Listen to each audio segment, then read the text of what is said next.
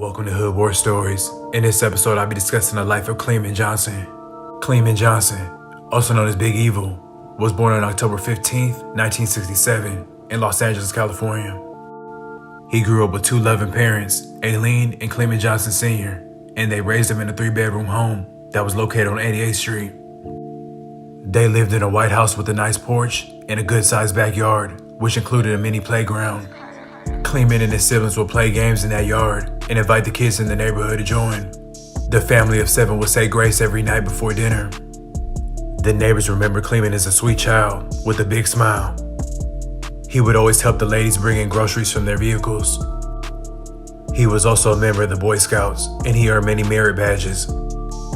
He learned to fight at an early age in order to defend himself from his brothers and older guys in the neighborhood. That was a time when kids used to fight in South Central and not be so quick to pick up guns.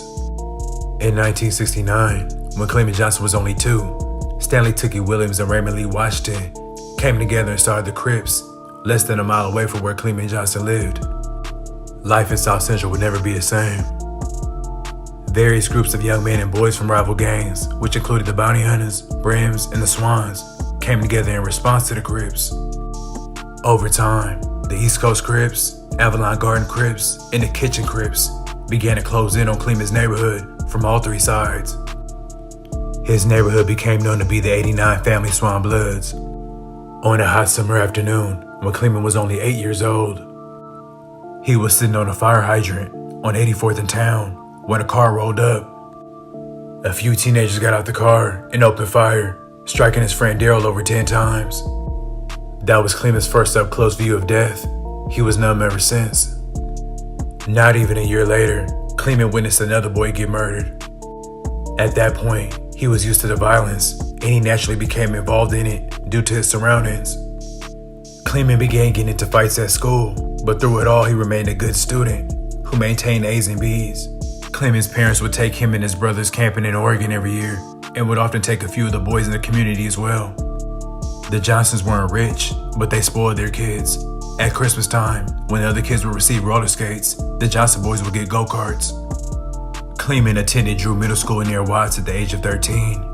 There, he would be encountering young Crips hourly. One day, a larger, older Kitchen Crip had been bullying some of the younger boys. Cleamon charged the boy and smashed his face into a basketball pole until blood leaked on the court. At that moment, the other boys in school looked up to Cleamon. Some girls did too. From then on, Cleamon became more involved with the 89 Family Swans. He started hanging out with the older guys, many of them ex-convicts. Cleamon's stepbrother said that the Swans were glad to have Cleamon on their side. Cleamon developed a notorious reputation for being a ruthless street fighter. His stepbrother said he was vicious with his hands, elbows, head, feet, knees, and teeth. By the late 1970s, his fighting turned into shooting people. During this time, he took the most ruthless Family Swan members and created a separate unit called the 88 Monsters. Although he still lived with and respected his parents, on the street his rage would flow. Defending his hood became an obsession. One of his fellow gang members once said, "When his anger goes off, it is something to check out, blood." It was scary. He began like a hurricane, and you just can't stop him. You know that he ain't just talking, like so many other niggas. If he said it, I would say to myself, someone gonna die tonight. Because of Cleamon, the district's attorney hardcore gang unit viewed the 89 Family Swans as the deadliest small gang in the city. Part of the reason they were so violent was that they were surrounded by much larger gangs on 3 sides. In order to keep their small territory, 89 had to fight harder. Detective Thomas called Cleamon the most cold-blooded killer in the city of Los Angeles. He stated that one of the gang's traits was their turnaround time when it came to a retaliation shooting. The 89 Swans became notorious for quick paybacks. When detectives would hear that there had been a shooting in 89 Swans turf, they would rush over to their rivals' territory and wait for them to come by. Many times they had already given payback. Cleamon built a reputation for beating murder raps and allegedly calling in several murders from behind bars.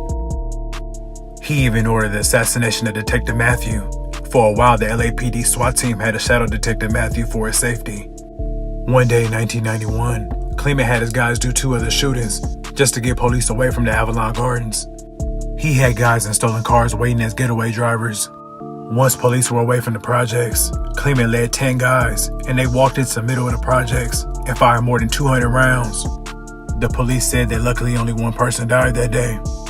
On August 5th, 1991, Donald and Peyton were waiting at a car wash on 88th and Central Avenue. A young Swan then walked up with an Uzi and opened fire, fatally wounding Donald and Peyton. Donald had worked at a local cable company and was a new father. He had just got back home from the Marines a few months prior. Authorities said that Cleamon ordered the murders as he sat 100 feet away from the car wash on the porch of his parents' home, which he considered his throne. Donald and Peyton were murdered because they lived east of Central Avenue, which was a dividing line between the Crips and the Bloods. Cleamon even acknowledged that he knew they weren't gang members. Cleamon had just recently recruited a new young Swan and wanted to provide him with a mission to earn his stripes. He spotted them at the car wash and issued their death sentences. On September 12, 1992, Albert, who was a member of the family Swans, took his brother to Cleamon's house. Albert's brother was a member of a rival Crip gang. A shootout ensued, and Albert's brother was shot. He survived, but lost the use of one eye. The police arrested 3 men, including Cleamon. Albert's brother planned to testify against Cleamon at trial. When it became clear that Albert's brother couldn't be swayed to not testify, Cleamon ordered Leon Johnson to murder Albert's brother. On September 16, 1992, Leon fatally shot Albert's brother in the back of the head. Just 3 days later, the 89 Swans got word that the 97 East Coast Crips were having a party nearby. Cleamon and 2 other men drove to the party and opened fire at 9 people that were outside. 3 people were shot, and Tyrone Mosley died from his gunshot wounds.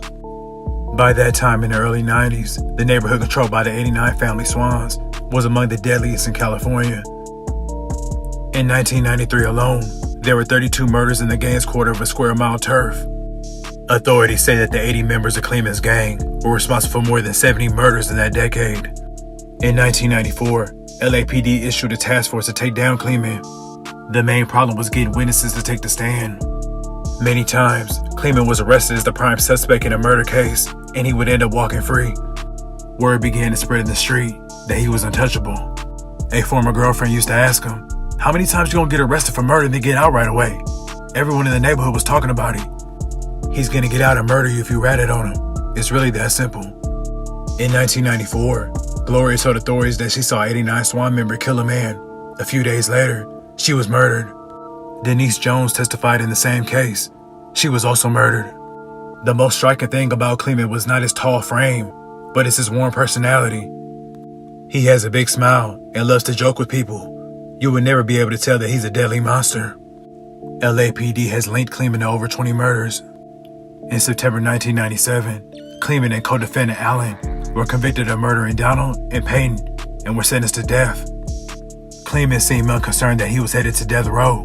He said after he got the death penalty, he celebrated in jail with some homemade brew. He said he knows he'll be around for at least 10 more years with all the appeals. He said getting the death penalty saved his life. After Cleamon was sentenced to death, his mother asked herself, "What makes a good boy go bad?" She said, "I feel I gave him my all. I just don't know what happened sometime. I feel I am to blame, but I did all a mother could do. I don't know why it turned out like this." Detective Matthew also reflected on Cleamon's swift transition from boy to out-of-control killer. He said, "He used to come up and ask me for baseball cards. 2 months later, we're looking for him on a murder." His guilty conviction was overturned by the California Supreme Court in 2011, ruling that the judge improperly removed a juror from the trial. On October 30th, 2021, Big Evil's son, Cleamon Johnson Jr., was fatally shot on the 2800 block of Jameswood Avenue in Koreatown. He suffered multiple gunshot wounds and died at the hospital. Cleamon Johnson is currently at the LA County Jail and expected to face trial next year. I'd like to thank you guys for watching. Please like, comment, and subscribe.